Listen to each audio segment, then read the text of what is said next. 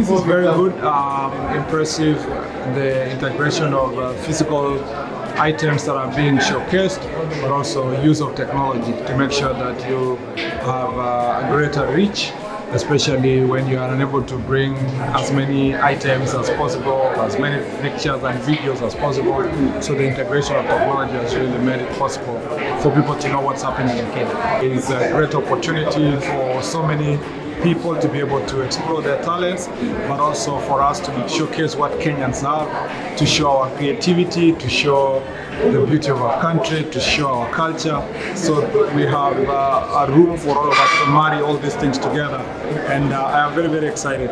The more we invest in this sector, the more we open up the country for tourism, the more also we attract greater investment in content creation, creativity, and tourism investment.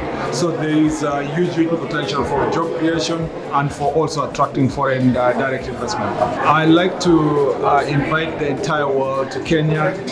Kenya is a beautiful country. It has great opportunities, great people, industrial people, creative people, amazing wildlife, geographical features that makes it possible for us to have enjoyed a vast array of sports activities. You can't really feel like you've gone anywhere in the world until you visit Kenya.